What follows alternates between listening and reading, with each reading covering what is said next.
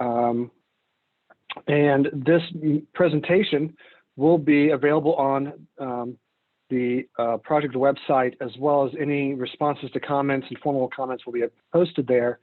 So if you want to hear it again, or you have a colleague, a spouse, a friend, a partner who was unable to listen to it, please refer them to the project website. It'll be up early next week. Again, we're excited for you to be here. I'm going to go ahead and begin because we want to be very respectful of your time. Just an explanation of what we're doing here this evening.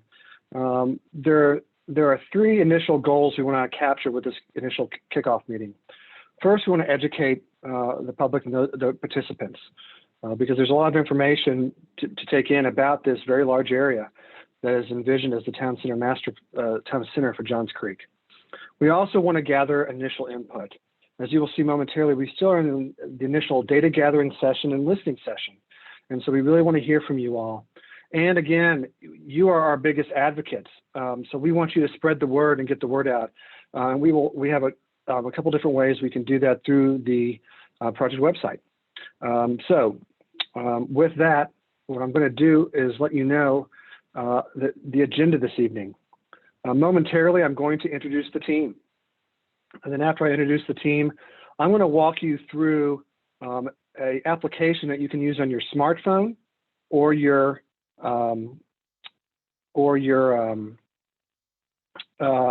desktop computer, wherever you are. A map is called Pigeonhole Live.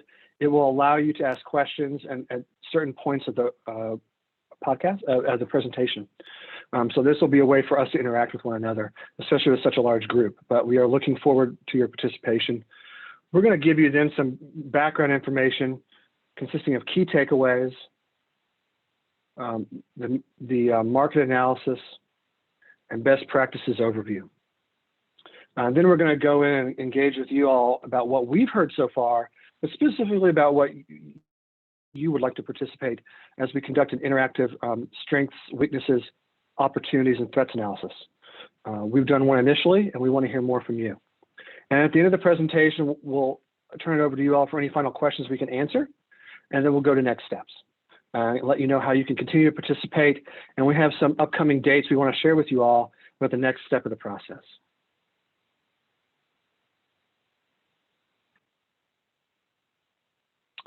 All right, on the screen, you should see who we are. As I mentioned, my name is Andrew Kaur. I'm the project manager with Pond. I would like to introduce our partner in this with the City of Johns Creek, represented by Ben Song, who's the Community Development Director. So he is on, as well as other key staff members from the city. So we're very thankful. They've been, Ben and his team have been really helpful in putting the word out and giving the consulting team the necessary data and connecting us to the right individuals within the community. So it's been a great partnership so far, and we're thankful for their efforts.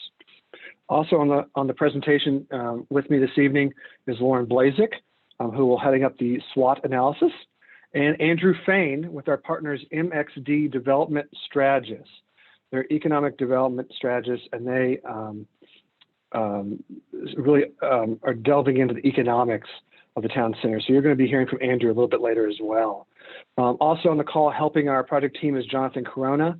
He's really kind of on the back end, helping make sure everything runs smoothly and helping facilitate the Q&A portion of the presentation. And we're really thankful for Jonathan to be here, and he's been an integral part of the team. So without further ado, I want to go ahead and go through an introduction with you all now so you're prepared as we begin the public engagement portion of the project. This is what we call Pigeonhole Live.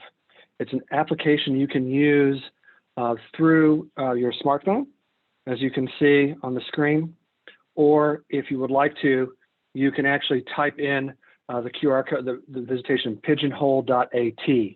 So the QR screen can actually be snapshotted here, and it'll take you to a panel, and I will walk you through how to use it.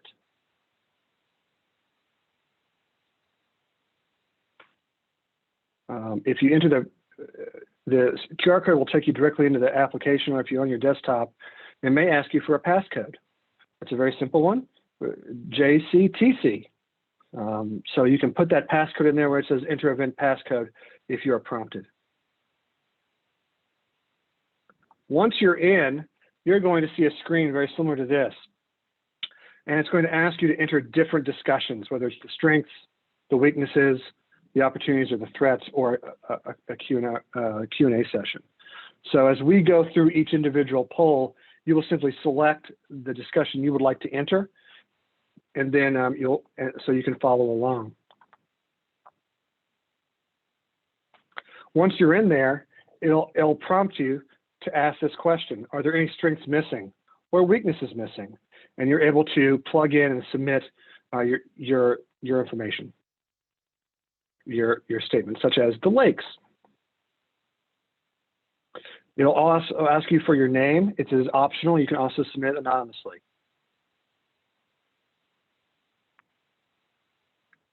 And I think this is one of the best parts of Pigeonhole Live, where we want to hear from you all.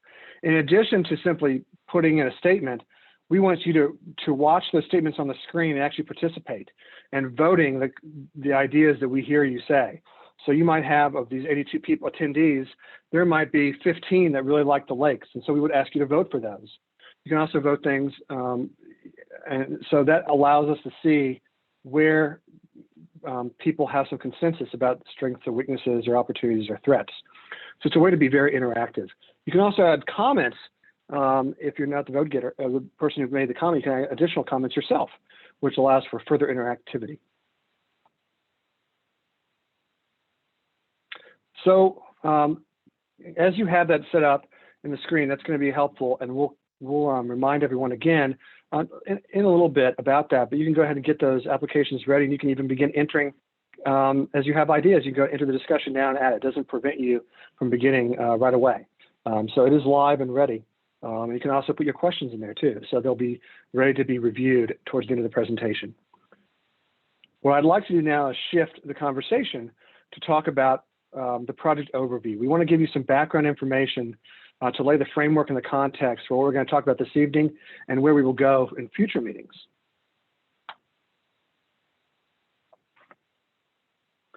So at the most basic level, we want to let you know, what is the Town Center Plan? It is a strategic blueprint that guides the growth and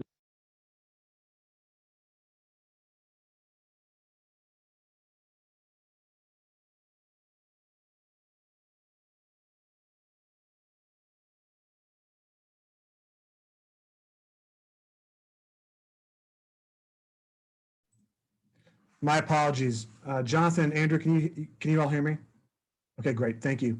My phone died, so I apologize for that. But as I was saying, one of the things that we want to talk about is this is a very large area of 192 acres. And so we're looking at assessing and aligning several key elements. One is land use. One is placemaking initiatives to make it a very special place, make it truly represent Johns Creek. We want to investigate transportation infrastructure and make sure it aligns with future ideas.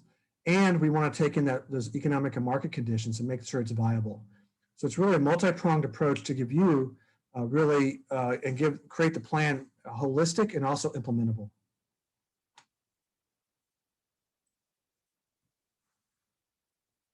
So a little bit about the planning process. This master plan is a 5-step process.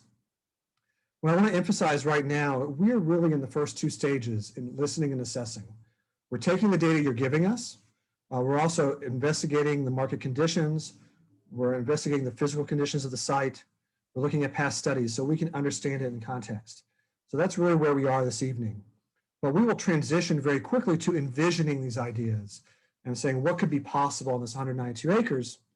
And then that transitions into synthesizing it, making it work together and gel with additional feedback from the public. And then we want to celebrate success. We want the City of Johns Creek, City Council, the members of the Technical Action Committee, the members of the Planning Commission, and the general public to walk away feeling they have a real vision that they can implement over time, and they're going to have a special place that they can call the town center for the community.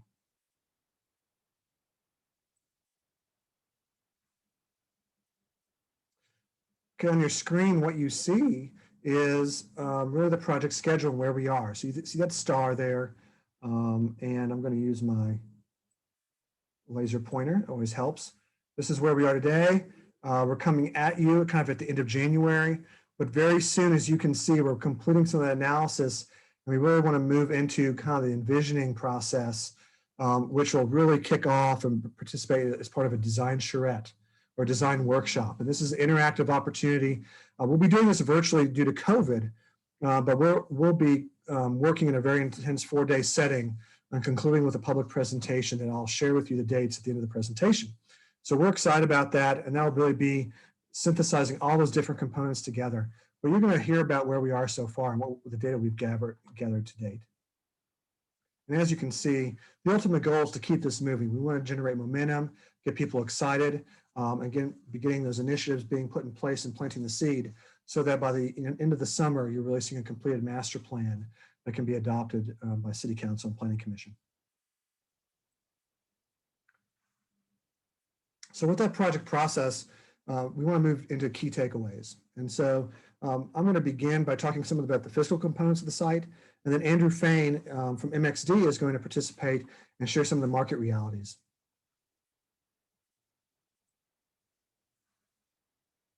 So just a general overview of the study area.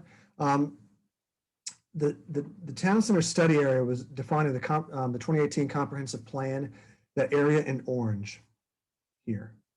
The outgrowth of that plan, they identified a couple of additional areas that could see long-term growth potential, which makes a lot of sense because this area sits right at the northern terminus, the edge of Forsyth County. So it's really not only is it a town center area, but it is a gateway to the community, which makes it a very unique space and location.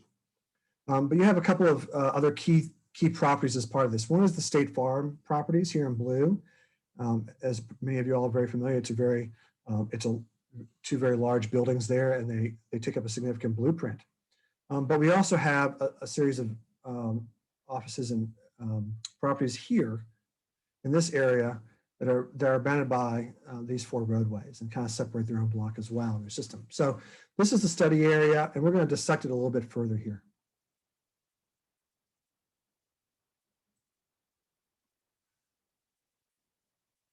So when we talk about best practices and other communities in the metro region, we want to kind of look at, what are the comparisons? What are those great things? We hear from a lot of people that from the members of the Technical Advisory Committee and others and stakeholders and business owners that we've interviewed. They say, we love downtown Duluth. We go to Avalon also is a wonderful place. And there's also Suwanee Town Center, which is a little bit older town center, but still very vibrant.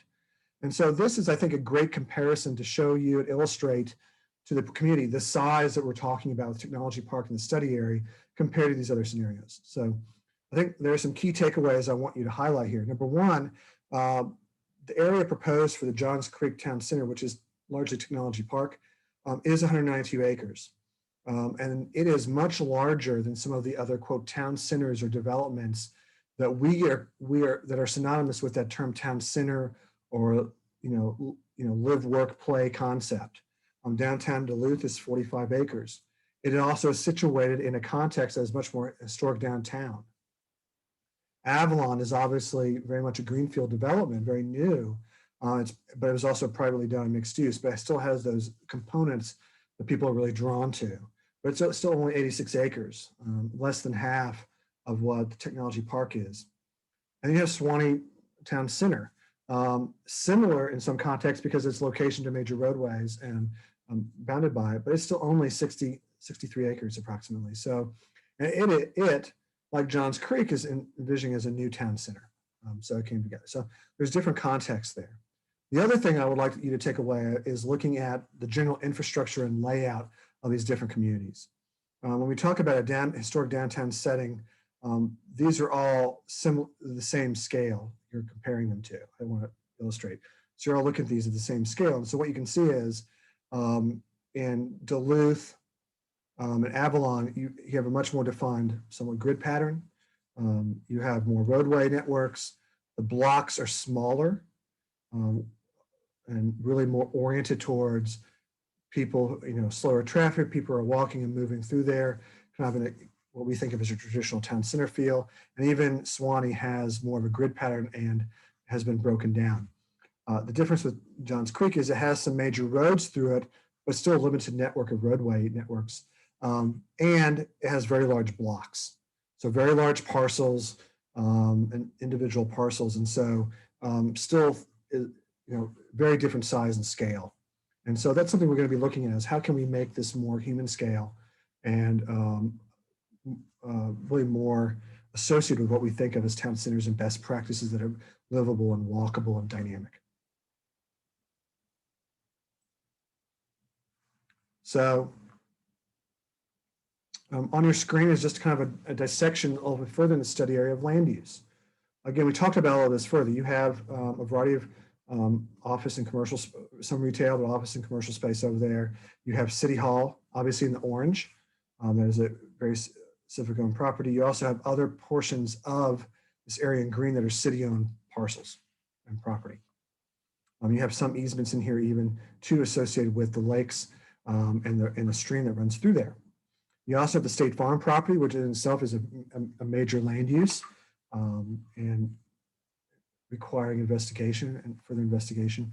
And you have several parcels that are vacant land. And as you can see, there's also a lot of space in areas around these buildings that are typically asphalted or parking lots that are not taken up with buildings. We still have a lot of available space and land in those areas. On the image to the right, as you can see, even Six Bridges Tap Room, which is just outside the study area, is still kind of a landmark destination people know of. You still have at least 2 hotels in the area and also the State Farm property. So you have a mix of things. You have a foundation to prepare for redevelopment. So transportation. Again, obviously, although you're not adjacent to a highway, you are very close to 2 major roadways bisected by McGinnis Ferry and Medlock Bridge. So you have visibility there. Obviously, that's a lot of traffic. You also have the arterial collectors such as Johns Creek Parkway and some of these more local roads connecting through part of town center. What I will say too, in terms of mobility and non-motorized mobility, you do have sidewalks in most locations. They're there. They meet the basic needs of ADA, but there's still a lot of, they're simply 4 feet wide. They're not very wide. You do have, and I'll show you momentarily, you do have some trails and green space as well. And once you get off the roadway, you actually have some great trails around the lakes. I will also emphasize too that you have, one of the great things you have going for you is the underpass under Medlock Bridge Road. So you already have some of these non-motorized connections that make it safe passage to the areas on the outside. I'd like to take a moment too, and to let you know too, I was remiss not to mention this, but while this is the study area, we are not immune to what's happening around it. So we recognize Emory Healthcare adjacencies. You have retail to the north in Forsyth County, and you have some residential to the southeast, other parcels. So we are thinking about this not in a vacuum, but considering those adjacencies as well and how they can contribute, benefit, and participate as part of the town center vision. So I did want to take a moment to mention that. In terms of open space, as I mentioned, you do have some trail networks, as you can see, the Johns Creek Greenway running up in Medlock Bridge Road.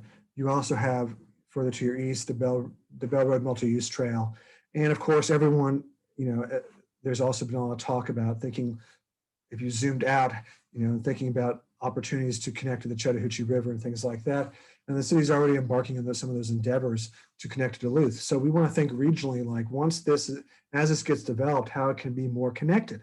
And that's really very important. Obviously, as part of the open space, one of the big landmarks are the ponds.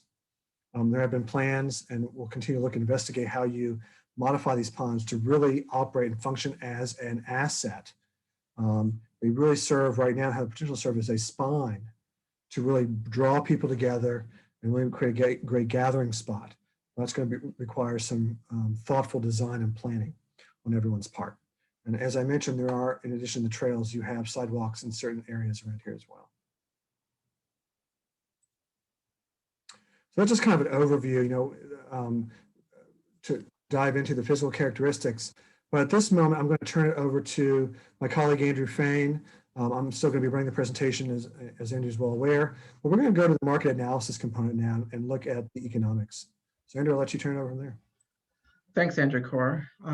Very excited to be speaking digitally with everyone today about this exciting project. And what Andrew Core has up here on the presentation is our process for the market and economic analysis. And why we conduct a market and economic analysis is to understand the feasibility and economics behind certain land uses and what's appropriate for Johns Creek.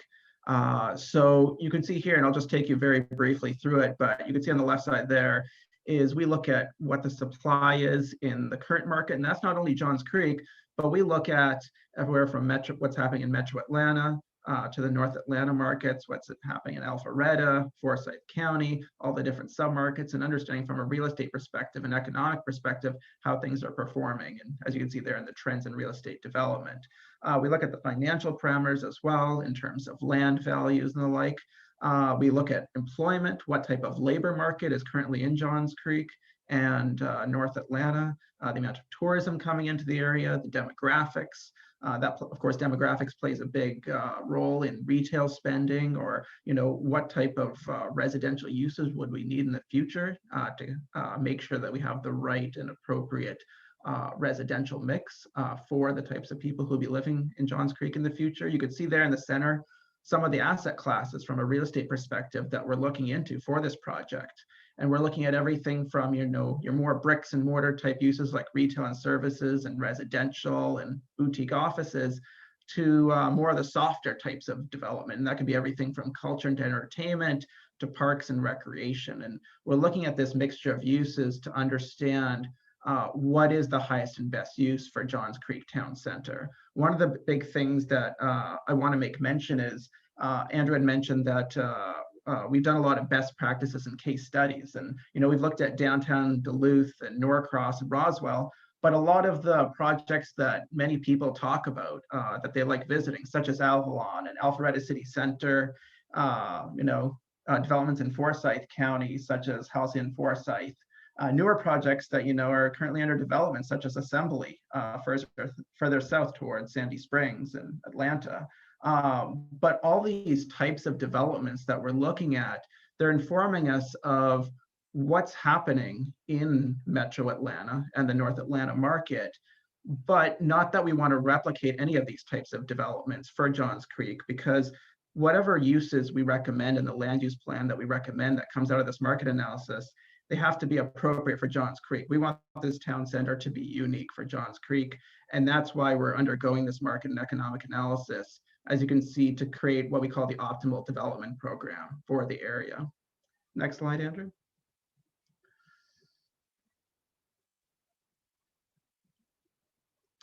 As mentioned, so these are just a few of the land uses that are under exploration, and all the images that you're going to see here in this section are all representative images. So by no means are we fully recommending anything that you see in these images. It's just to get across the types of uses that we're really thinking about, and that of course could come across in new forms of retail, mixed use retail, boutique office, and new employment opportunities. We know obviously in the tech park it's primarily employment right now, but it's one type of employment used primarily in these larger scale buildings. Are there new forms of employment we can bring into the area that can diversify the economy and provide a greater mix of jobs for the labor pool that already lives in Johns Creek?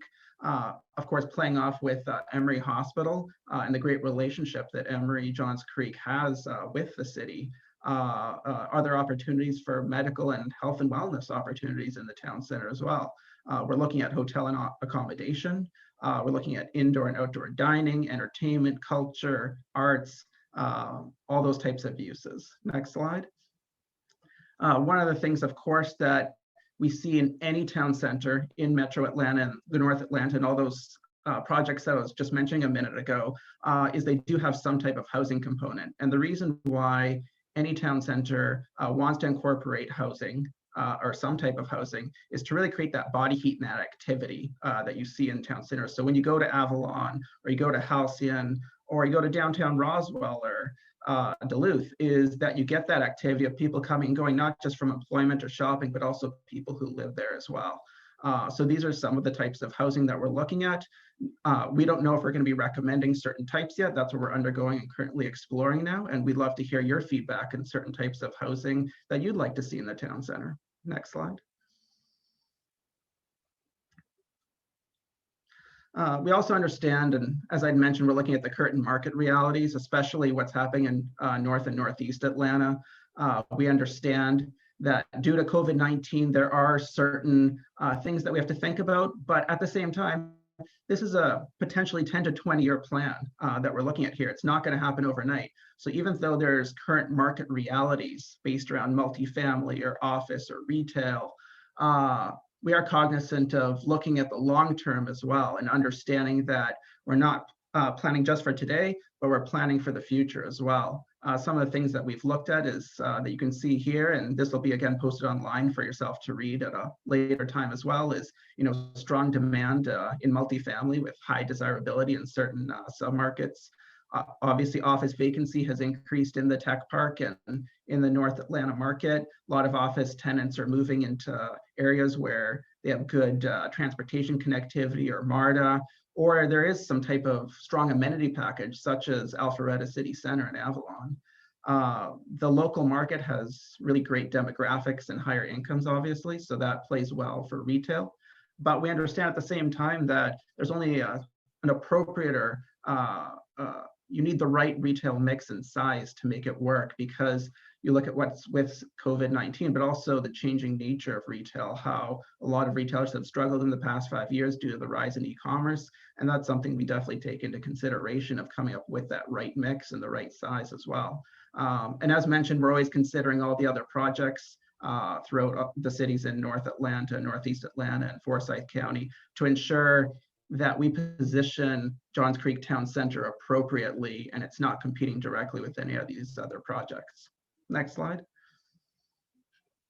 So now I just want to get into, we're currently about probably 3/4 through our market analysis. So we're going to be completing that, as Andrew Core had showed earlier on. We'll be completing that in February. But I wanted to just highlight some of the potential redevelopment opportunities or development opportunities that we're seeing for Johns Creek Town Center. And one of the big things that we've heard from stakeholders, but also from our market analysis, is providing unique food and beverage options. We understand that there already is quite a bit of food and beverage in the area, primarily on the other side of the road in Forsyth County and some of the retail shopping centers there. But a lot of the food and beverage is more of your mid-price kind of chain style restaurants, grab and go type places. So can we introduce some really cool, interesting concepts, destination restaurants, some interesting culinary anchors, and those could be coffee shops or bakeries, independent restaurants. We know there's a very high diversity of ethnicities in Johns Creek. How do we incorporate even some of that into this area and make it really unique and interesting? Next slide. From an office perspective, again, there's a large footprint of office space already in the tech park, but how do we integrate multi-tenant mixed-use office space for smaller employers, medical office space that can maybe feed off of the expansion that Emory Johns Creek has been undergoing, collaborative innovation space and startup space for different companies. These are all things that we're exploring, and we're starting to see the opportunities within these target areas for office. Next slide. From a hotel perspective, we fully realize that there are 3 hotels currently in the study area and another one in Forsyth County nearby. But at the same time, they're all about 2.5 to 3-star hotels. And one of the things that we're exploring, and we've seen in a lot of the case studies and best practices, is more of an upscale hotel. And that's starting to emerge out of our market analysis, but also it's something that we've heard a lot from stakeholders and business owners in the area as well, is the desire to have something a little bit more upscale for business people to stay at, but also for family members who are coming in. If you're having a wedding in the area, for your guests to stay in, or to even host the wedding at the hotel itself. So really looking into what the opportunities are for that 4-star kind of upper scale hotel. Next slide. And then finally, from a residential perspective, we understand that we want to get this right for the community and ensuring that we get the right mix and also the right scale of residential for the town center. We understand that obviously surrounding the study area, there is some residential, but it's relatively low scale in townhome and single family format.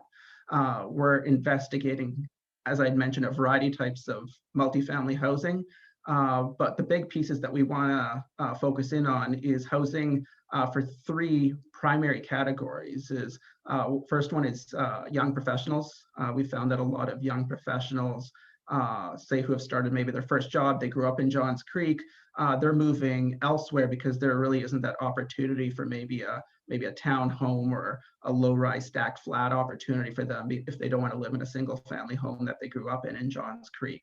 Or maybe they can't afford that type of product. Also new families, maybe a couple with one child, also single parents as well.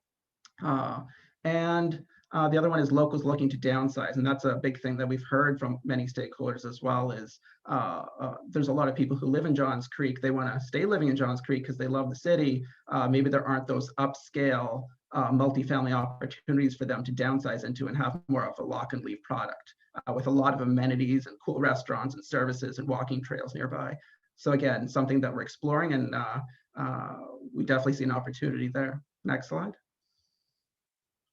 And a big thing that a lot of times we don't think about, but is very important, is all these interstitial places and uses between the hotel and the residential and the office spaces, the uses that sometimes we use the most if we're not in any of those shops or visiting someone or in the hotel, is these places for recreation or a playground for the children or a park for kids to play in, or some type of field to play sports or to host a symphony in. Or have art spaces, all these types of uses we're thinking about, and how to integrate those into the town center master plan, and how they can be a big part in terms of creating a great place for the community to gather. Next slide.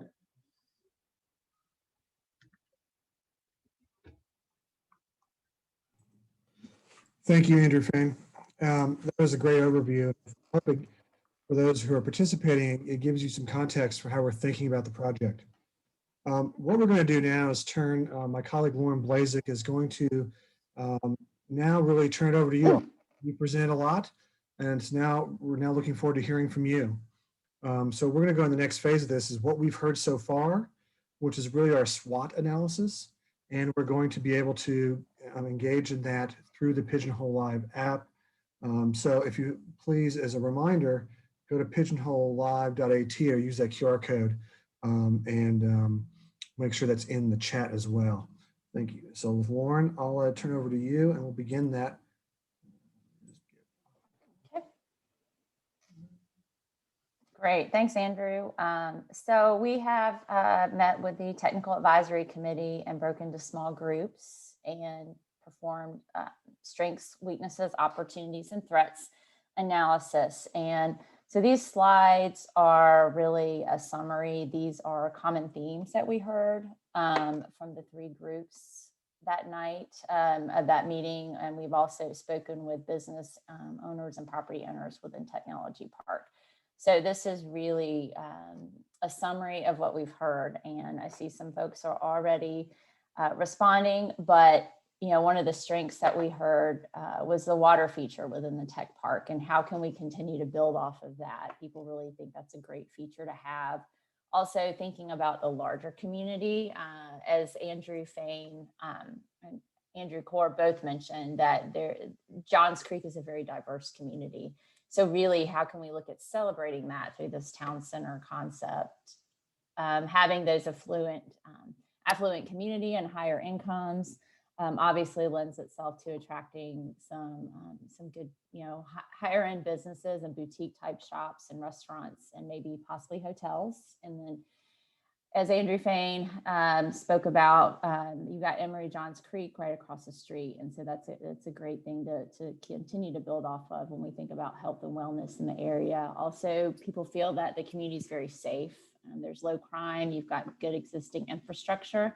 And then really the hallmark and why so many people have moved to Johns Creek over the years is because you have excellent schools who are top ones in the state. And that's obviously a great selling point for attracting businesses to Johns Creek. So some of the strengths that we see popping up here, you have some specialty restaurants. I actually just dined at Sugo for my birthday a couple weekends ago, and it was really good. But I know you have a lot of other specialty restaurants. You have a lot of votes for that. And we did hear that there are some good restaurants within Johns Creek as well. And then the park, needing a park, ponds and enormous spaces. That's great. Everything sounds good. So we'll take that. And then defining, we'll bring the value up for the city. I'm not 100% sure what that means. Then looking at outdoor spaces for concerts and festivals. There are also some high-end retail shops. That is true. There's already some existing trails. And so Andrew Corr spoke about that early in the presentation about how that's a good opportunity to build off of those. Yeah, and I'll just say, Lauren, as we think about this topic, the strengths, what does this 192 acres offer to Johns Creek? What really makes this the viable town center? So as we're thinking about the existing strengths that are there, what makes it so good? What makes Johns Creek really attractive? But what are we missing that we should know about? And also, what makes this physical 192 acres attractive? And I see that the proximity to hotels. I think that's one that, although it hasn't got any votes, is a good one as you begin thinking about town center and a diversity of uses.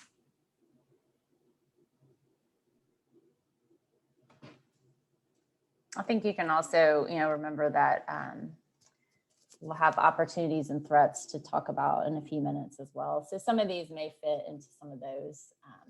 But again, thinking about the strengths of the tech park as it exists.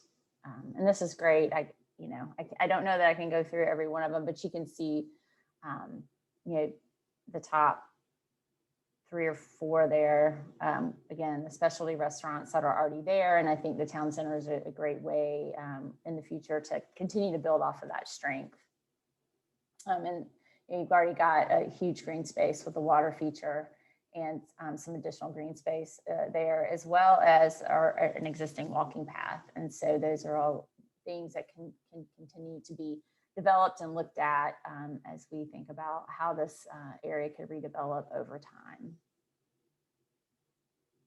Okay, so when we looked at weaknesses, there's a mention of a lack of identity and character, in the area. And so again, it's a tech park, but there's not a great identity and character within that tech park. Thinking about traffic in the area around, you've obviously got 141 Medlock Bridge Road. That's a major, corridor passes through that area. Again, not having direct access to interstate, but again, you can get there, but there's no direct access. So I understand why people would mention that as a weakness. There's also, so as much as there are some specialty restaurants, you've got a lot of national retailers in the area. And so I think emphasizing more boutique and local businesses within the tech park is something that I believe the Technical Advisory Committee mentioned that they would like to see. And also thinking about the fact that the tech park is not necessarily centrally located. Some of the business and property owners and other stakeholders that we spoke with mentioned living more on the south side of the city, but and that this would not be necessarily convenient for them or walkable, but I think it's going to create a good city center and a town center for people to go to and enjoy and walk around. And it's not necessarily walkable now, but again, I think looking at ways that we can create a more walkable environment. And as Andrew Corr talked about, breaking down some of those large blocks that exist and creating a grid and looking at ways to create that grid that makes it more walkable and having the building scale even match and create a more comfortable and walkable environment for pedestrians and visitors. Yeah, we're seeing a lot more come in now. I was going to remind everybody that each of these components of the SWOT analysis have their own discussion. So right. Sure you don't put them on the strengths, but come over here to their weaknesses and eventually opportunities and threats. But yeah, now we're getting them. I love it. And I think, I'll just add, Lauren, what we're seeing, both in what was listed and what we're saying here is, yeah, there's a lot of mobility concerns. Right.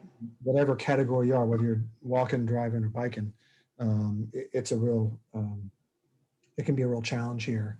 Yes. So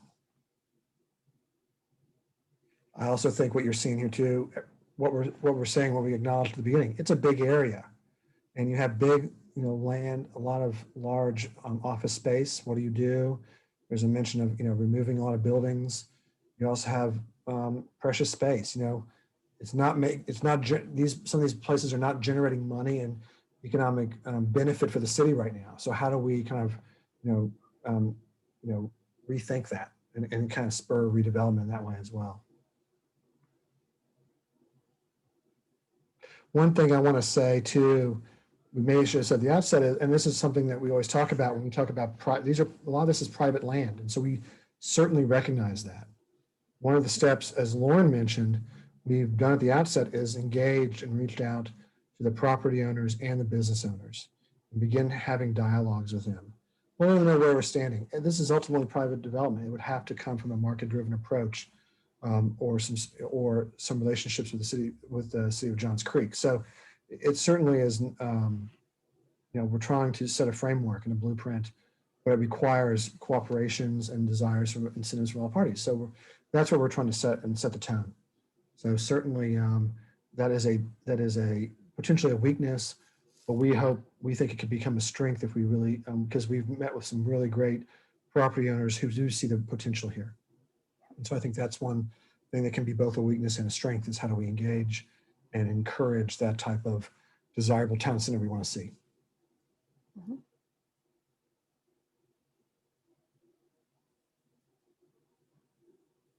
All right, do we want to move on to opportunities, Andrew? Yeah, and one note, just too, about the child or kids facility considered in the plan. So we're thinking holistically. When I think holistically, what I will say is we want to design places for the 8 to 80 community, right? Whether you're 8 years old or you're 80 years old, whether you're a child, it's child friendly, it's family friendly, it's also grandparent friendly. It's all people who want to live near their families and age well.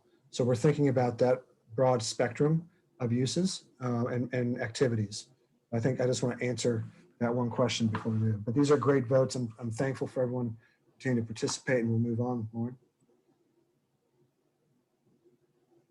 In terms of opportunities, we mentioned earlier that really, there isn't a there for Johns Creek, if you will. And so there's a great opportunity here. And obviously the city sees this to create an identity.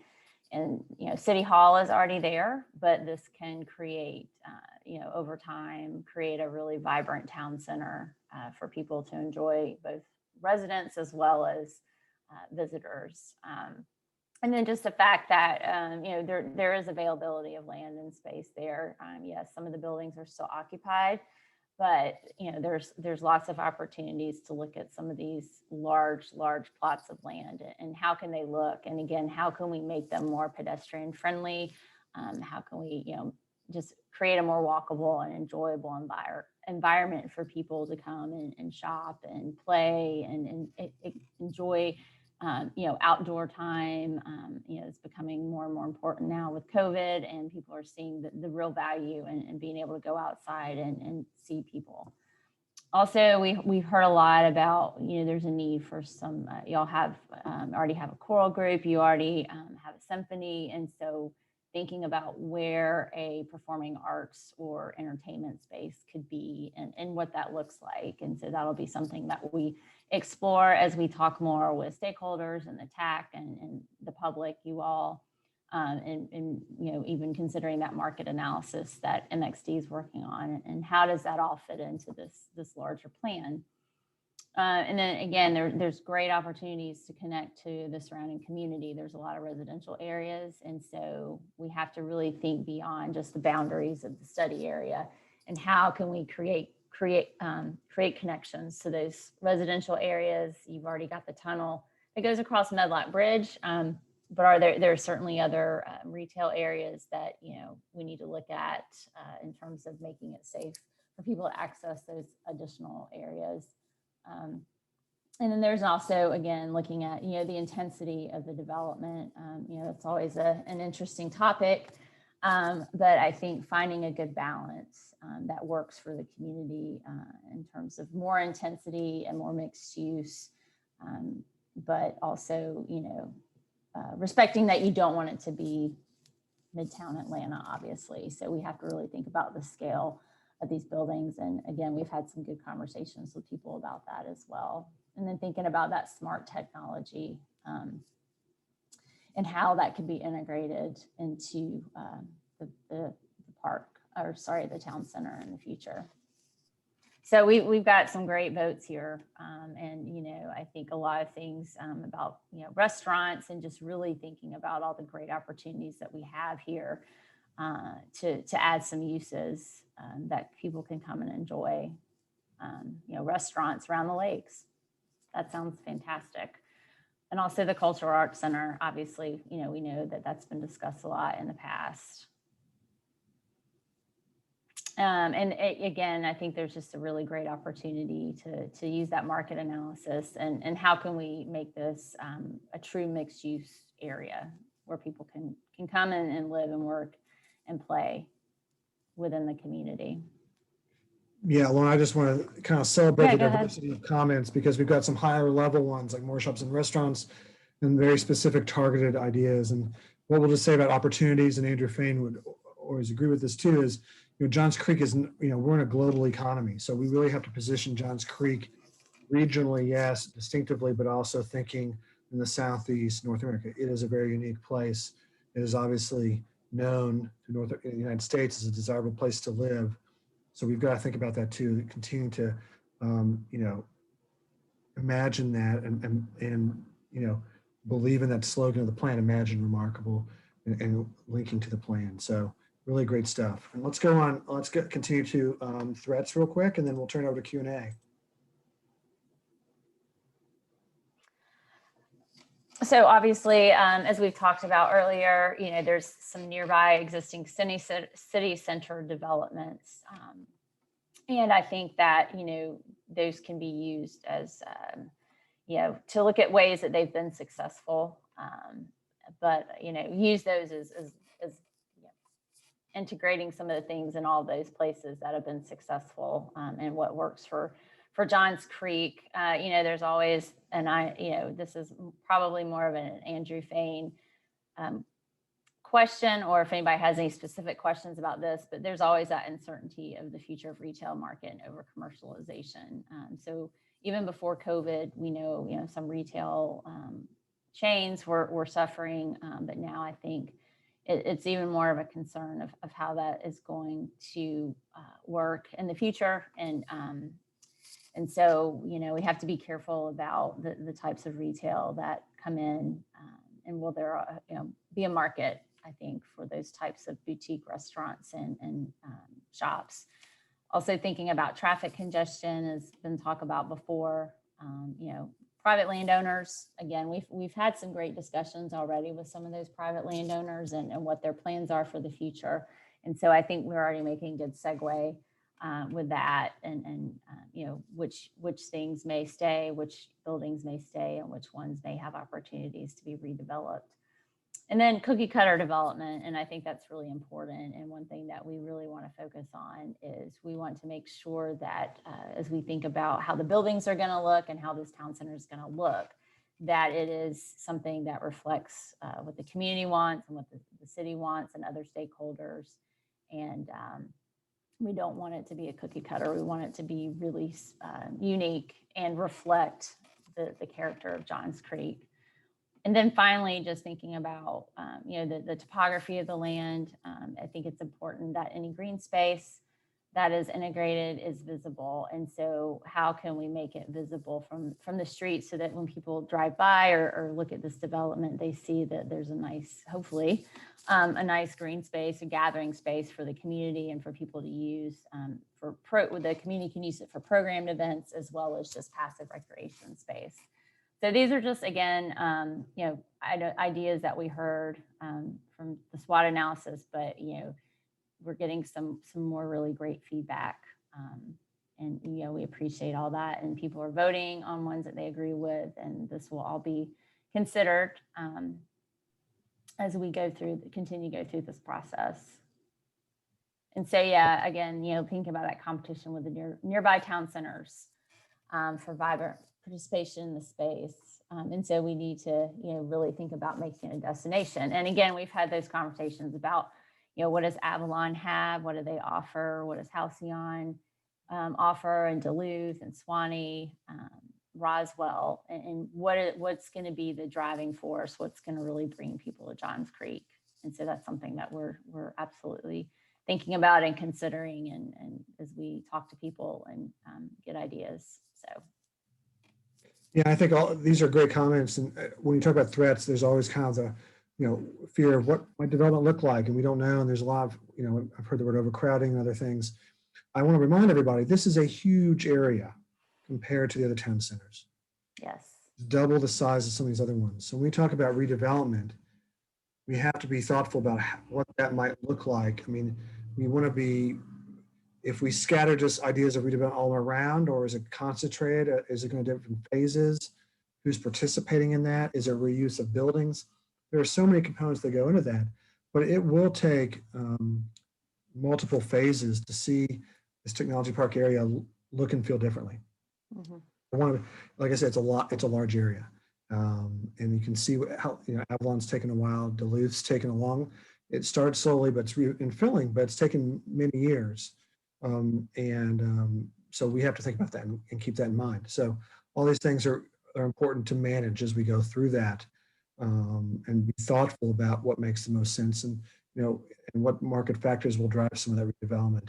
Part of that is when we talk about COVID and the threat of COVID is it can be a threat, but it is also an opportunity to position the city and stakeholders in the public, position it well. So as the economy recovers, we are flexible enough with the plan that recovers appropriately, but we're there in place and position. There's a plan in place, so the city can take advantage of that. So I think there's just a lot of things, but but thank you for that. So I think, Lauren, if we're good with that, I think we're going to, I think, to the Q&A. A couple things here briefly. I just want to let everybody know, first off, I'm so thankful we are as a team thankful for our the website. We're going to share the website again for those who have not participated, but we're going to open it up to February 12th on the map activity, the current website. We have 120 responses so far, just on individual responses and notes, but then there's also responses on top of that, liking or disliking ideas, which doubles and triples those ideas. And we've had 300, I believe, take the survey. That's on the website as well. So we're getting a lot of good feedback, but we want more. And so we're going to keep it up to February 12th. And this feedback, we're going to kind of take this data, we can really map it effectively and communicate that to the public as part of our design workshop that we're going to be participating in. What you see on the screen is simply a recognition of some of the just a real snapshot earlier in the week of where some of these points were, but there's so many more even from this now, just general ideas. So thank you again for those who participated, and we look for, spread the word. We're now there's some final questions and Q&A that we have coming up with different votes. I want to be able to take a moment to answer some of these. Certainly we participate, we value your time, and it's getting close to 7, but we're going to try to address several of these. And as they're up here, just kind of watch our time as well.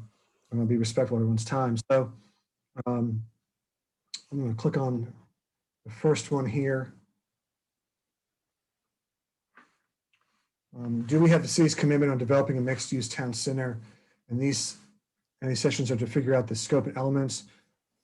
Yes, so we have talked about the past. There has been past plans. This is a different plan approach. The city has hired us, so I think that's recognition of the support they want to see. It's in a comprehensive plan. Now, Ben, if you want to add to that as well, if you'd like to. Yeah, I think again, I appreciate the question. And again appreciate Pond and everyone sort of engaging in this discussion. Specific to this question, yes. I mean, I think going through this exercise is to see what is the scope that the public is interested in seeing in Johns Creek as a town center. So whatever comes out of that discussion would dictate essentially how we proceed. But I think there is a certain level of commitment, and I think from what we presented to you up to this point has been sort of the overall understanding that we do want to incorporate a mixed use as much as possible. Thank you, Ben. I'm gonna grab this another one. We're kind of go through as the top vote getters here. Well, this is a great question from Chelsea. Really asking in summary, do you have in mind the flavor? What do you, kind of the architectural flavor, the urban form, what we want to see? And you're right. If you look at Duluth, it's an infill. It's a historic downtown. If you went to Avalon, it's that Greek, that temple feel, or kind of even more what we see on 30A, right, in Florida, that new urbanist feel. So there's all something different. So my answer would be, we're not there yet. We're trying to figure that out. We want to understand that. That's part of the next step of the process, the iteration, is to test those ideas with the public. And we have certainly some ideas. We know there are some best practices in terms of architectural form and feel, certainly as it relates to walkability, engagement, and the public-private infrastructure engaging one another and making it a walkable community. But there's a lot of different avenues that can be taken to create that unique feel. The advantage I will say of this location is that it is brand new. We're not infilling. I mean, there's some infill, obviously, redevelopment, but it's generally, I think, a potential to really create something new that represents Johns Creek and maybe a new path. It could look many different ways. So we're still there. I think it's a great question, and we're looking forward to more input, and we'll to go that route later on and kind of test those ideas out. And ultimately, that'll help inform future decisions. So thank you, Chelsea. Great question.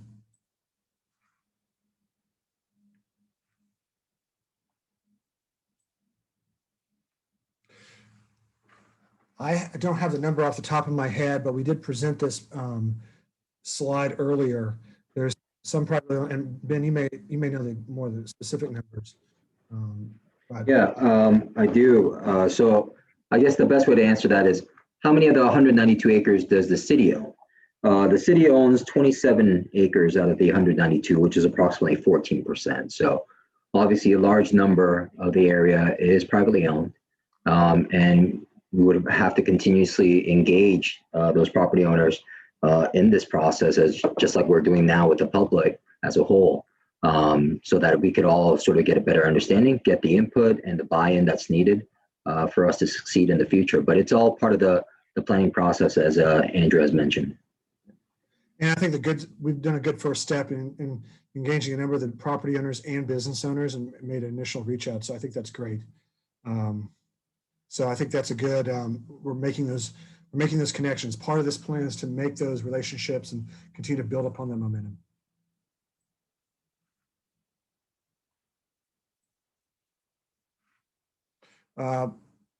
Very simple question that has a lot of potential answers. So how will we finance the town center? The answer is we don't know yet. I mean, we're still in early stages.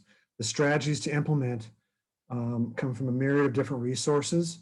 And so that's something we're going to be looking at on the implementation side. So we're not there yet, but that is a consideration. We have to think about that, right? I mean, the economics drives a lot of this. And so, what can the city do, and what can the private development do? Now, Andrew, if you'd like to add to that, please do. Sure, Andrew, thanks. And as you stated, it's not that we have an answer right now for that, but you look at cases and best practices of not only Metro Atlanta, but elsewhere as well. If you look at projects and larger scale redevelopments of these types of town centers in North Carolina or all the way up to California, and a lot of cities and towns, they've had to become very creative to enable development to get going. So we're looking at how, and this will be something that we're doing in later phases of this project as we get into spring and summer, is how the city of Johns Creek can ensure that this plan is implementable and doesn't gather dust on the shelf. Because the last thing we want to do is go through this whole planning process and then it's not financially viable, so then nothing ends up happening. So that's definitely something that we are considering, and we're going to provide some feedback to the city of Johns Creek in terms of how we can move forward from that financial perspective. Thank you, Andrew Fang. Well, the time horizon, I mean, there's this development, I think Andrew can speak if you want to add to this, but looking at multiple phase developments over the time from economics, it's a multi-year effort. This is 10, 20-year out horizon. It's a large acreage, and there's a lot of unknowns because the land is privately owned. So again, we can manage the blueprint and the framework and create those conversations, but it's market driven to some degree, and it's also ownership driven.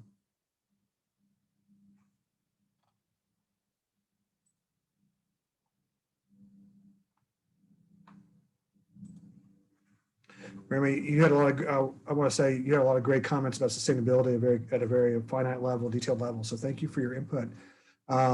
So, you know, I know that Ben can speak to kind of the overall city's approach to sustainability.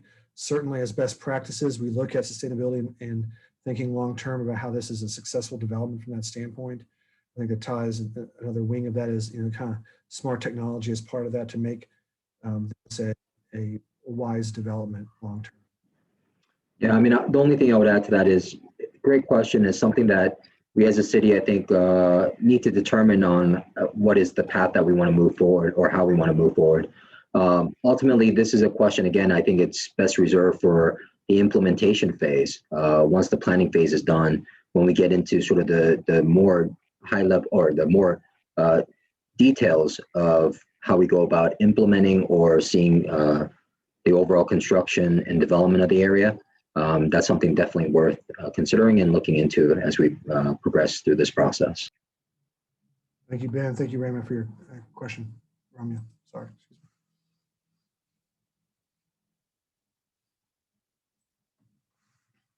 Well, this is a question about the creek, which we mentioned early on is a spine and a central feature.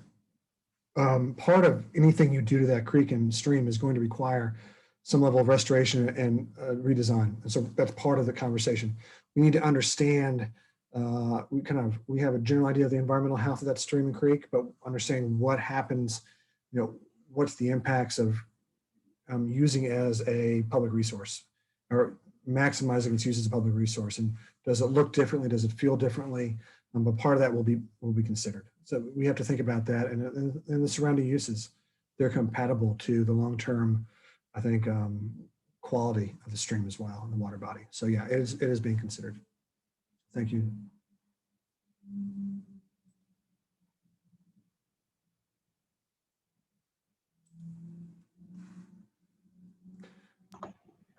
Question, did the senior center ever move to this area? And I know, could we move them? Well, I don't necessarily know if we have any plans at this time, but it could be another separate component altogether as part of the town center area, not necessarily moving one support service from one area of Johns Creek to another. So there's opportunities. And again, if this is something that is worth considering from the perspective of the public and the residents of Johns Creek, definitely something that we could look into. One of the things I just wanted to add in as well, Andrew K, is, you know, in a lot of town centers you see across, you know, the Southeast as well, is a major component is maybe not even seniors, but aging in place, as we like to call it. So, you know, active adult communities, because, you know, as you know, you age and maybe you don't want as large of a unit, and, you know, you move into a townhome or something more lock and leave, you really want those amenities nearby as well, whether that's restaurants or healthcare, doctors' offices, dentists, just walking paths and the like. So we definitely see that as a component for many other town centers. So definitely something that we will consider as we move through the process over the next several months. Certainly links into the larger concept of health and wellness that we've mentioned, and the proximity of Emory. Johns Creek is right there too, and certainly that's, you know, obviously part and parcel of their mission is health and wellness. So certainly a key component. So thank you for that question.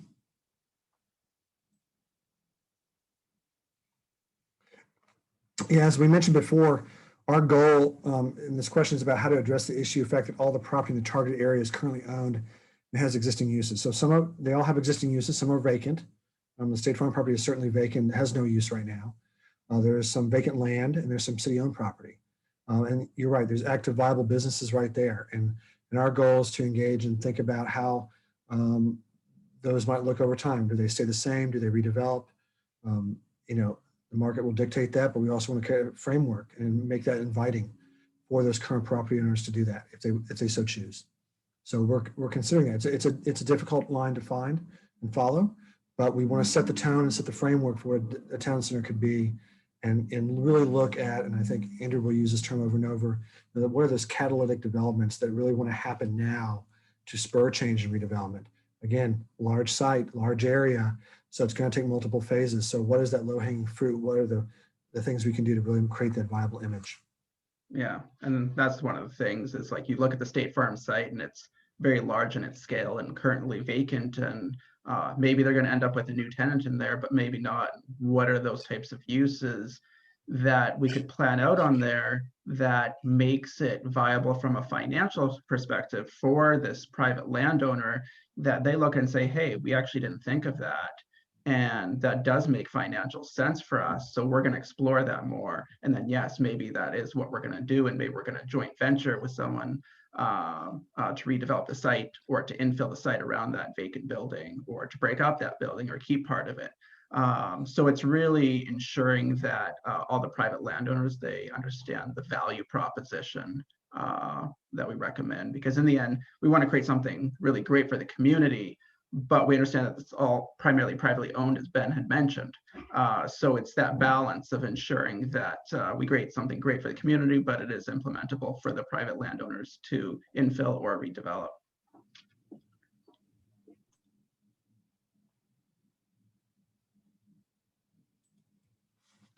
Sure. This is a great question. You know, we've looked at regionally, and certainly we've looked kind of North America. I know Andrew has too, from the economics, and has worked certainly North America. But yeah, you know, obviously Naperville is a great community, has a lot of great, is really a desirable location to live in the suburb of Chicago, and there are others out there. So I think we began this process looking at regionally because people can make those connections because it's where they go.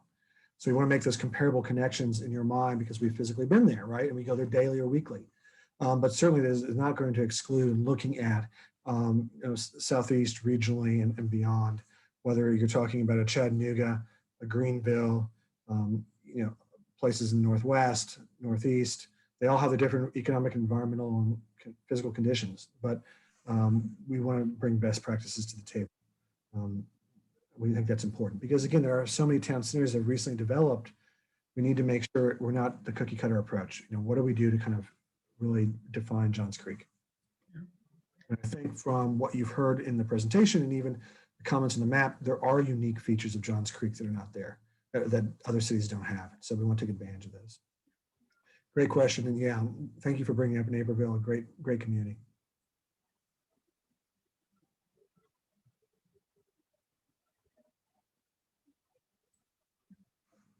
Yeah, I don't know about this comment. We'll look at it. They were working on it today, so we'll double check that, but they should be available and working.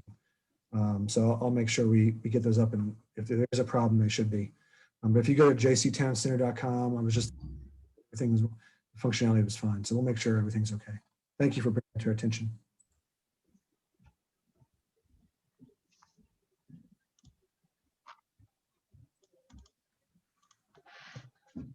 Yeah, so this is kind of a very specific question about, you know, be blocked. And so this plan isn't blocking anything right now. This is a vision for the future development. So I want to be clear, there's no construction coming. There's no plan, you know, I know no kind of redevelopment happening right now. It's going to address your business. And so when we can, you know, as part of this is really just a planning process and looking at the private redevelopment. So as far as we're concerned, as part of this plan process, Mr. Harrington, you're going to have, there should be no issues there. So again, we're looking at it. This is really more of a planning process and not a design and construction effort. And there's nothing being built or being done right now. So, and we certainly understand that you lease a lot of property, you have parking lots, and certainly that's part of thinking about how you use your business. And so we very much want to respect that. So hopefully, I think that answers your question, and there should be no concern right now.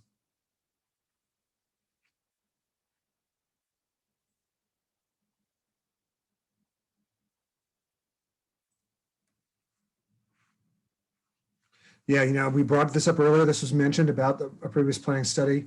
What we will tell you is that we hope the study looks very different in the fact that it's implementable, and that we're certainly engaging in public, and you feel like it's part of the plan. And as you mentioned, smaller, more manageable. So when we talk about 192 acres, yeah, I mean, if you look at the comparatively speaking, we want early phases need to look very implementable, and it could very well be city-owned land.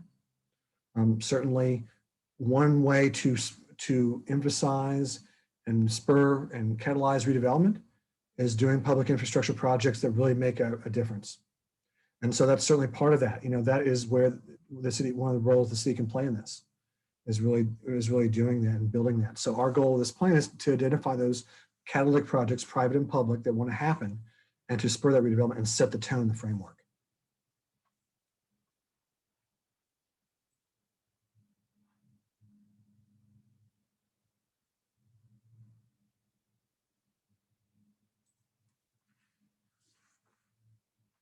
Yeah, so we had a pretty, I will just say we had a pretty good turnout, close to 100 people, which is a very good turnout for a public meeting. We're thankful for those who participated.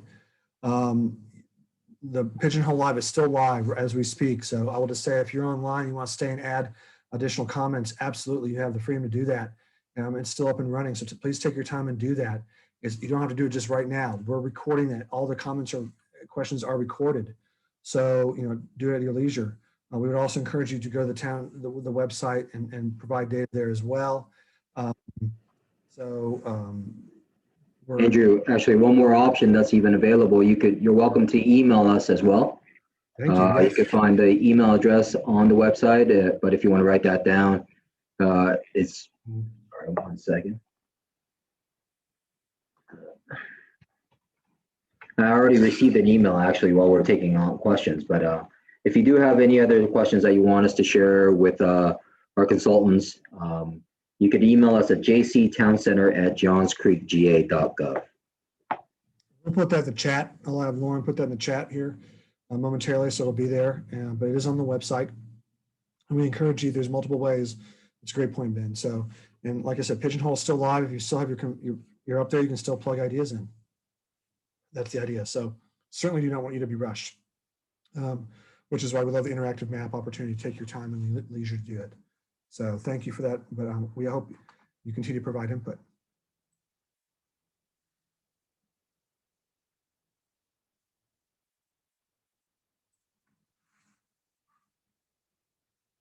Right. So, you know, this question regarding capital improvements that the city currently has under, as well as this current commitment we're doing here. So I think I will say there are two different commitments.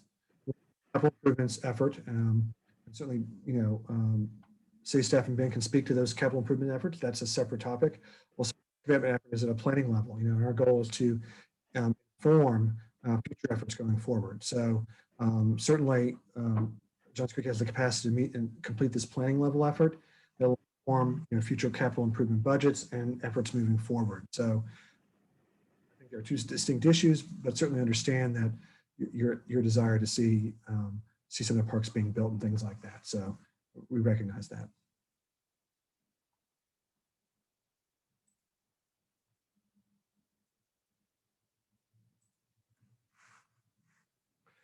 So this question is about public-private partnerships, and can we have a public-private partnership to ensure we have a vibrant, economically viable town center? I think Andrew Fain can speak to, there are a number of different ways to do that. Certainly public-private partnerships have been done, are more commonplace now in the region. So, yeah. So yeah. And not to speak for the city of Johns Creek and their intentions or anything, but yeah, another projects, not only in Metro Atlanta, but elsewhere. You know, there have been times where, say, a city owns a parcel of land in the planning or study area, and, you know, that's part of the public-private partnership. They can put that piece of land that they own, you know, as the equity into some type of development with a private developer. And that's the equity piece that they put in. The private developer does the construction and the build and the operation of the development. So that's one form of public-private partnership. There are, of course, many other forms in terms of how it plays out. And I don't know if there's anything else you wanted to add in, Ben, in terms of where the city ever sees themselves as a role. I know it's very early on, obviously, to discuss anything like that, obviously. Yeah, I mean, we'll look at every opportunity that may be presented to us. We definitely want to, this is a priority for the city, but at the same time, we want to be responsible. And when it comes to development, any type of partnerships, but we will definitely look into every opportunity that is available to help spur. Again, I think the catalytic components of what we want to establish so that we could provide essentially an example to other property owners that are in the area to truly realize what potential benefits could come out of this. Great, thank you, Ben.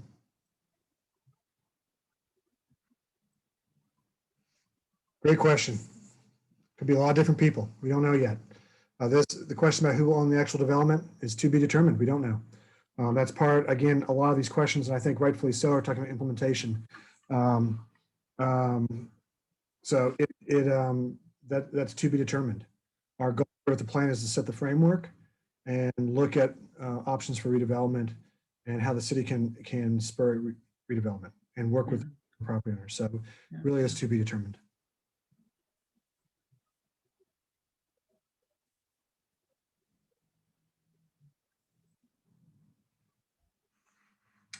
Yeah, great question. And we mentioned this as well. The question about that there was a comment about the location is not central to Johns Creek. And you're right, this is at a gateway. It's a unique location. So kind of what, its biggest benefactors are south, as mentioned, south side residents and Johns Creek residents on the west side, any plan for the west. And so our goal is to make it desirable, especially Johns Creek residents, to use and be. So, yeah, so if I could add to that, the only thing I would add, this is, again, it's an exercise that it came out or that bore out of the comprehensive plan. Again, the comprehensive plan was an extensive exercise where we got input from the residents of Johns Creek. Although it broken out into character areas, we did identify a specific area for this particular type of development. But that's not to say that there aren't going to be, initiatives in the future. In the comprehensive plan, we also identified what we called as village nodes. And those are areas that are actually spread out throughout the city, major commercial nodes that we have existing. So we're hoping that if, with everything that goes well with the town center, it's something that could be replicated in other parts of the city. So we definitely want to make sure that we do a good job with this and get the proper input in place because if this is done right, more opportunities are going to come before us and we'll be able to plan for it. Thank you, Ben.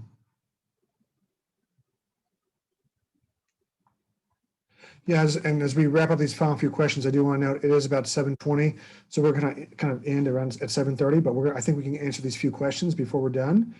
Just want to make that how we incorporate affordability. I think Andrew can answer some of that, but look at the market and market forces and really look at what is needed in Johns Creek and what the town center viable. Yeah, and I think that comes out when I'm assuming so.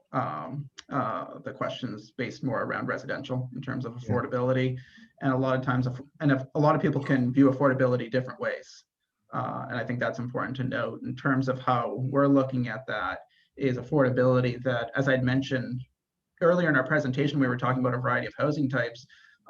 There may be, kids who grew up in Johns Creek, they moved out of their parents' house, they have their first job, they're a young professional, 25 to 35 years old. They want to stay in Johns Creek, but they have nowhere to live, and they don't have, the finances yet to purchase a larger single family home. So from that affordability perspective, we're really looking at that is that, maybe a stacked flat or a townhouse or something like that, or a row home, that might be more affordable for someone to go in and purchase their first home in that type of residential typology. So that's definitely something that we're thinking of to create that affordability equation for various residents as well.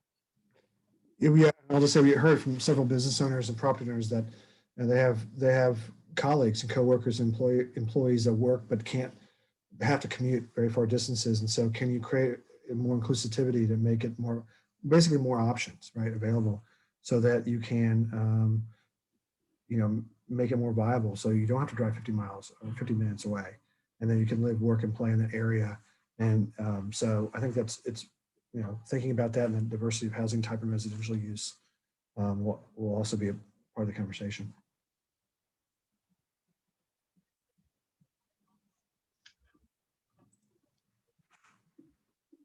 So again, city spent a lot of money on previous studies, why district failed, will any of those be valuable? I think I understand kind of like learning from past efforts. And all I can say is, you know, this is for the city, but what we certainly understand and where we're coming from is this is definitely a new approach, a new vision. It's driven by the comprehensive plan, which didn't exist in this area wasn't identified previously as part of that comprehensive plan. So we're pulling out of the comprehensive plan. We want to build off that success and momentum, and we really are trying to make it implementable and very manageable. So.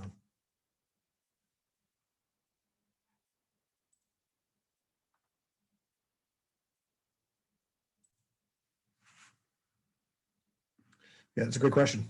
You know, I think it's something worth engaging in further conversation about. Like, how do you make this as accessible as possible to a broad group of Johns Creek residents? And part of that's mobility and connectivity. And so that's part of the conversation. To be sure, this area was identified in the comprehensive plan, so that's what we're building off of. But we want to consider ensuring that it is a destination that is going to draw, we want to draw people from the center of the city, but make it reachable and accessible.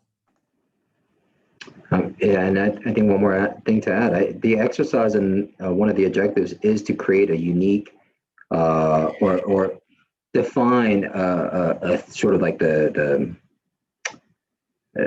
how to define a town center or a special area for Johns Creek in itself. I understand, you know, there's, again, in terms of the location of it all in relation to the city, but I think it's also an exercise for us to create our own diverse and unique, define sort of what Johns Creek is to be, and hopefully, if that's done well, and I believe that it can be done, it would work as an asset for the city, where it would attract everyone from the city. And plus, being that we have somewhat City Hall strategically located here, it was just one of the more opportune sites to look at initially with the whole town center initiative. Thank you, Ben.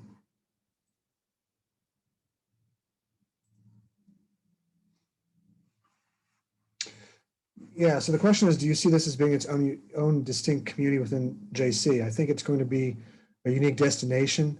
Community, it's really more of a district concept than a community. We hope it'll draw a variety of different diverse user group. I mean, it'll have its own distinctive style and sense, but we want to be inclusive and connected to the outside community. So I think that's important to understand. But hopefully it's going to be distinct, by its being distinctive nature, it'll create its own destination, will draw people. I think the word community and distinct community, possibly, but I think it's really more of a district, and we want to be as inclusive as possible and set that tone with that.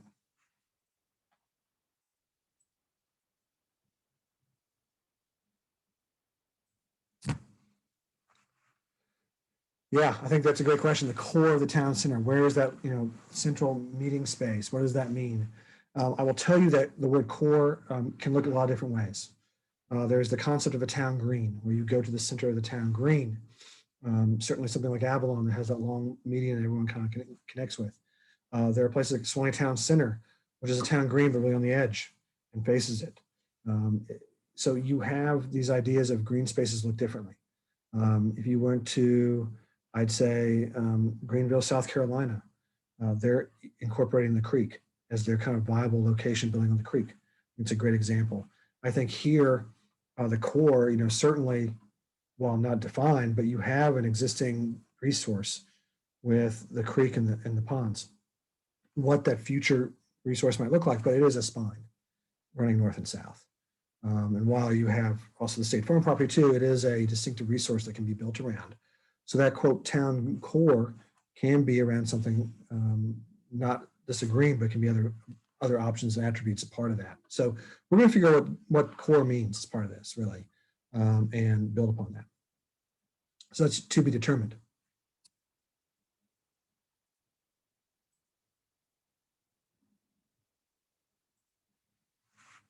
So is a community improvement district typical for attacking transit development? It can be, it does not have to be. You look at places like Sandy Springs, they don't have a community improvement district and they develop their city hall. I don't believe Swanee has one as well. So it's not a requirement to have a community improvement district. Certainly that's one avenue to kind of continue to build and create a district to kind of be self-taxing and take care of itself, certainly. That could be on the table later on. Ultimately, at this point, I don't know, we haven't gotten that far. But it does not, I think to answer the question, no, you don't need that to have a viable town center.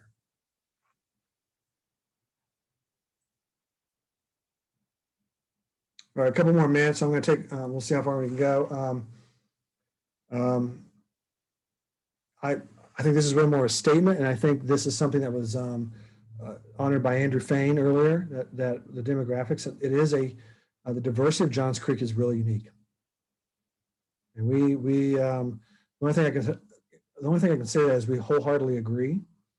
And I think it's something, as Andrew alluded to, that we want to capitalize on. So I think a great comment, and I'm going to take one more, and we certainly agree, and let's try to do one more here.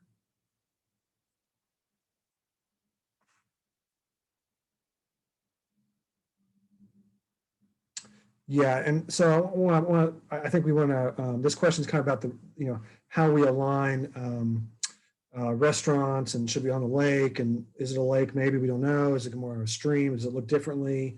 Yeah, we certainly haven't decided that. So I hear what you're saying. I think ultimately the core of that question goes to, it needs to be inclusive, not exclusive. It needs to be accessible. And it needs to be a diversity, right? If the only thing in the town center is are restaurants on a creek, I don't think that's really meeting the vision. I think it's an opportunity. But and there are Andrew, okay, there are lots of examples of some interesting projects that have been recently been built with water features, where you still get the restaurants fronting the lake, but in between those restaurant patios and the actual lake or water feature, you have the walkways and the pedestrian pathways still, and they can still all interact together. So there's definitely design features and ways to still create that whole atmosphere. Mm-hmm.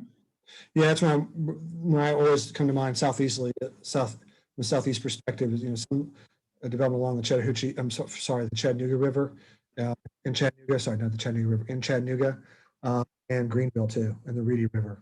That's always been a really well done project over time that has trails, accessibility, and it's really feels like a community space. And I think that's what we're that's our goal. So thank you, great comment. So it's 7:30, but so we really want to kind